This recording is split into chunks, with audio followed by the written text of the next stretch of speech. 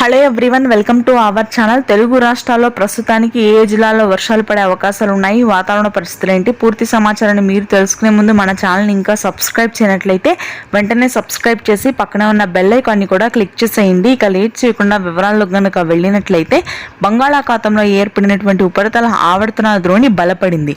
దీని ప్రభావంతో ముఖ్యంగా కోస్తా తీర ప్రాంతాల్లో ఏప్రిల్ మొదటి వారంలో వర్షాలు నమోదయ్యే అవకాశాలు ఉన్నాయి. గత ముందు వీడియోలో చెప్పిన విధంగానే తెలంగాణలోని పలు ప్రాంతాల్లో గత 2 రోజులుగా వర్షాలు నమోదయ్యాయి. ముఖ్యంగా మధ్య తెలంగాణ, ఉత్తర తెలంగాణ ప్రాంతాలు సిరిసిల్ల, మేడ్చల్, జగిత్యాల, వికారాబాద్, సంగారెడ్డి, రంగారెడ్డి, మహబూబ్ నగర్ ప్రాంతాల్లో తేలికపాటి నుంచి మోస్తరు వర్షపాతం నమోదైంది. రానటువంటి రోజుల్లో మరింతగా ఈ జిల్లాల్లో వర్షాలు కురిసే అవకాశాలు ఉన్నాయని హైదరాబాద్, అమరావతి వాతావరణ కేంద్రం వెల్లడించింది. ఇక కోస్తా తీర ప్రాంతాల్లో కూడా తేలికపాటి వర్షాలు నమోదు కానున్నాయి. మార్చి మొదటి వారంలో శ్రీకాకుళం, విజయనగరం, విశాఖపట్నం ప్రాంతాల్లో ఆకాశం మేఘావృతమై భారీ ఈదురుగాలులతో కూడినటువంటి వర్షాలు నమోదవుతాయి. గంటకు 60 నుంచి 70 కిలోమీటర్ల వేగంతో ఈదురుగాలులు వీస్తాయి. రాయలసీమలో మాత్రం ప్రస్తుతానికి పొడి వాతావరణమే కొనసాగుతుంది. ఎటువంటి వర్షాలు నమోదయ్యే అవకాశాలు లేవు.